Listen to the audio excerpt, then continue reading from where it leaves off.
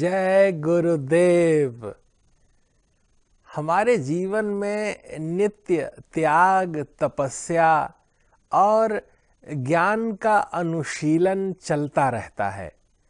हम नित्य प्रति संस्कारित होते रहते हैं, प्रतिपल नूतन संस्कार ग्रहण करते रहते हैं, शोधन होता रहता है और इस परिष्कार की प्रक्रिया का ही नाम जीवन है।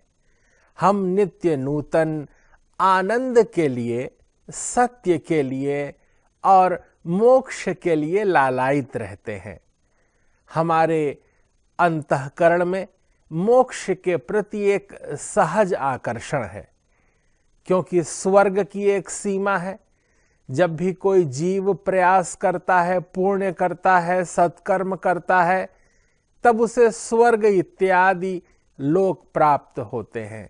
लेकिन क्षीणे पुण्य मृत्यु लोके विशन्ति, जब पुण्य क्षीण हो जाता है तब वह जीव स्वर्ग लोक से पुनः मृत्यु लोक में जन्म लेता है। इसलिए प्रत्येक जीव मोक्ष के लिए लालायित रहते हैं, जहां पर ब्रह्म परमात्मा की दिव्य चेतना में हमारी चेतना संपृक्त हो जाती है, समाविष्ट हो जाती है, अनुस्यूत हो जाती है। हम दो पृथक सत्ता नहीं रहते, द्वैत नहीं होता।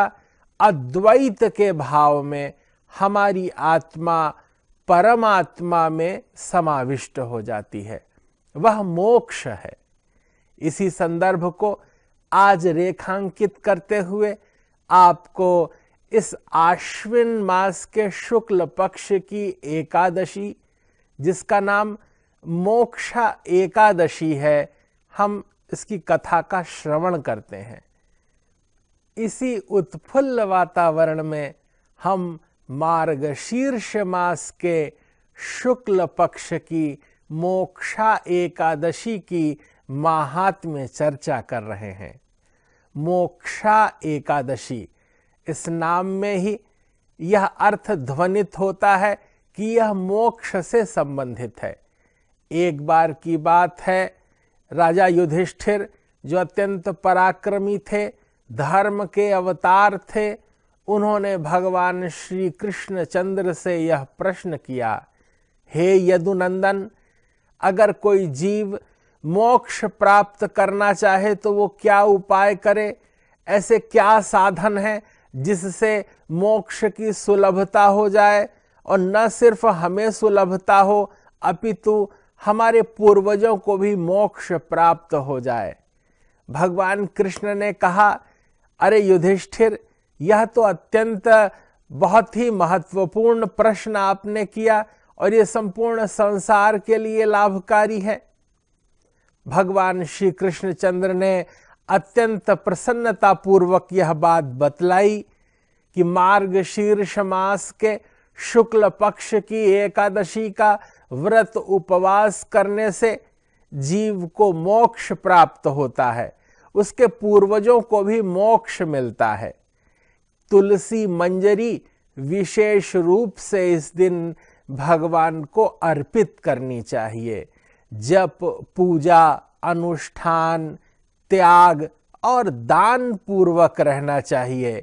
हमें षोडशोपचार पूजन से भगवान नारायण का पूजन करना चाहिए और तुलसी मंजरी अवश्य चढ़ाना चाहिए। इसको अर्पित करने मात्र से वाजपेय यज्ञ का फल प्राप्त होता है। भगवान श्री कृष्ण जी ने युधिष्ठिर जी की अत्यंत लालायित इस ज्ञान क्षुधा को समझते हुए उन्होंने एक अत्यंत प्राचीन कथा उन्हें सुनाई, और उस कथा में यह उन्होंने बताया कि पूर्व काल में चंपक नाम का एक अत्यंत रमणीय वैष्णव नगर था। चंपक नगर की शोभा विश्व में विख्यात थी। वहां सुरभित पुष्प खिले रहते थे, निरंतर उसकी बयार चलती रहती थी, लोग त्याग तपस्या में निरंतर लगे रहते थे, ज्ञान अनुसंधान और सत्कर्म पूर्वक वे सत्संग किया करते थे। ऐसी वह वैष्णवपुरी चंपक नाम की थी जो अत्यंत महत्वपूर्ण थी। उसका राजा वैखानस अत्यंत प्रतापी था, धर्मशील था, त्याग पूर्वक रहता था, ब्राह्मणों का, गुणीजनों का, सत्कर्मशील लोगों का वहां निरंतर मान होता था।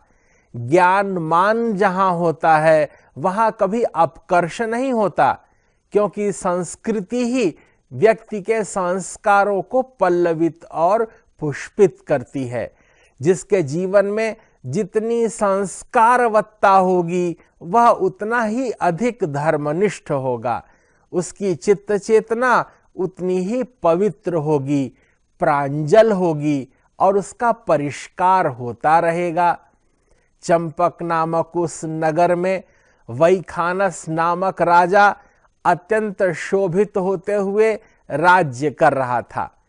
एक दिन रात्रि काल में स्वप्न आया राजा वैखानस को, जिसमें उनके पितर यह आवाज लगा रहे हैं कि हम नरकगामी हो गए हैं, हमारी अधोगति हुई है, हम नरक समुद्र में पड़े हुए हैं, हमारा कुछ उद्धार करो। हे राजन वैखानस, तुम हमारे तनुज हो, हमारी संतति हो, हमारे उद्धार के लिए तुम्हें निरंतर प्रयत्न करना चाहिए। तुम हमारी संपदा का भोग कर रहे हो, तुम हमारे शरीर से निष्पन्न हो, इसलिए हमारे कल्याण के लिए हमें मोक्ष प्राप्त हो, इसका उत्तरदायित्व भी तुम्ही ही है। वैखानस ने जैसे ही यह चीत्कार सुना, यह क्रंदन सुनते ही अपने पूर्वजों की आंखों में जलबिंदु देखते ही वैखानस की निद्रा भाग गई। वह ब्राह्म मुहूर्त की वेला में तुरंत उठकर बैठ गए। वे चिंतित हो गए।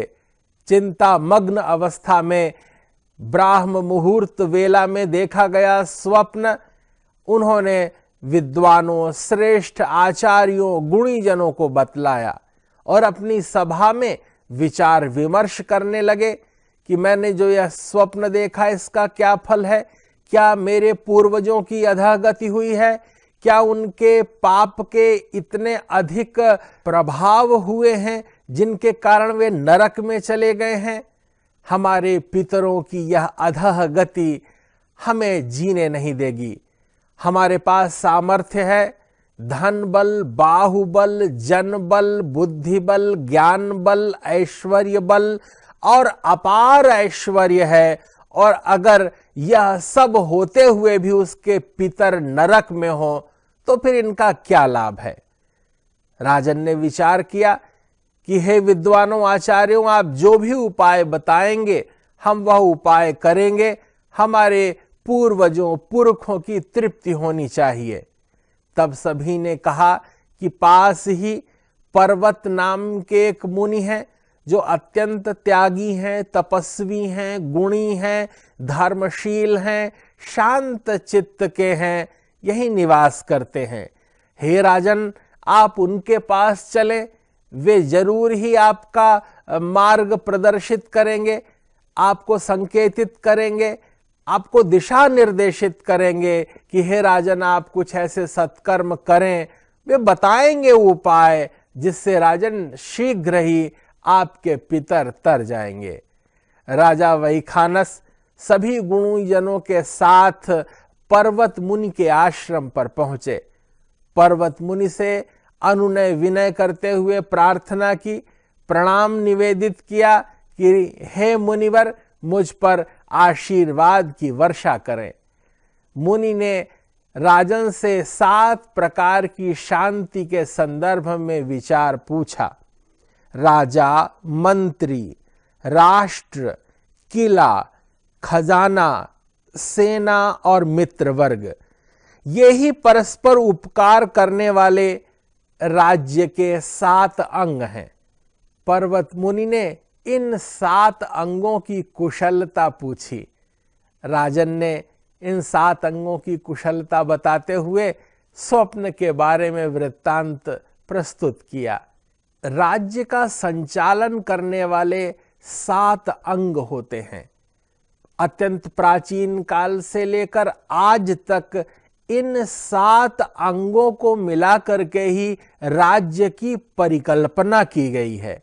चंपक नगर के राजा वैखानस के बार बार प्रणाम करके यह पूछने पर कि पितरों की मुक्ति कैसी होगी, उन्हें मोक्ष कैसे प्राप्त होगा, पर्वत मुनि एक मुहूर्त के लिए मौन होकर के बैठ गए और मौन तोड़ते हुए पर्वत मुनि ने कहा, हे राजन, मैंने विचार किया कि मार्गशीर्ष मास के शुक्ल पक्ष की एकादशी मोक्षा एकादशी है। यदि तुम इस मोक्षा एकादशी का व्रत उपवास करो, भगवान कृष्ण नारायण श्री हरि का पूजन करो, तुलसी मंजरी अर्पित करो और भगवान की प्रदक्षिणा करते हुए तुम निरंतर भगवत पूजन में लीन रहोगे तो निश्चय ही तुम्हारे पितर मोक्ष को प्राप्त हो जाएंगे। तब तत्काल ही राजा वैखानस ने संकल्प लिया कि वे निश्चय ही मार्गशीर्ष मास के शुक्ल पक्ष की एकादशी का व्रत करेंगे। राजन ने व्रत किया और व्रतोपरांत इस व्रत से मिलने वाला समस्त पुण्य उन्होंने अपने पितरों को अर्पित कर दिया।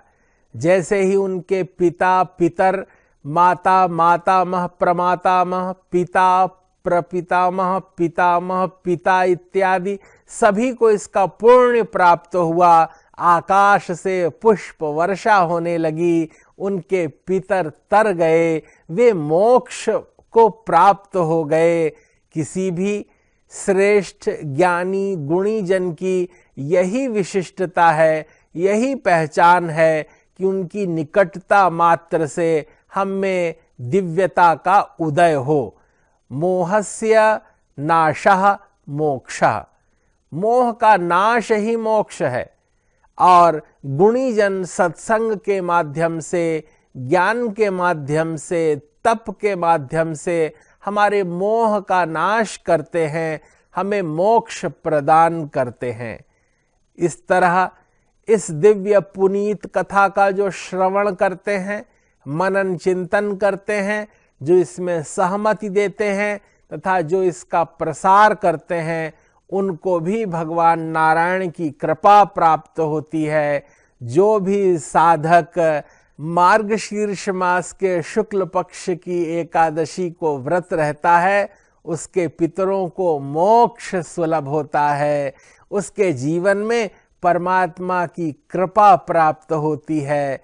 सभी के लिए अत्यंत शुभ कामनाएं, मंगल कामनाएं। जय गुरुदेव, जय महर्षि।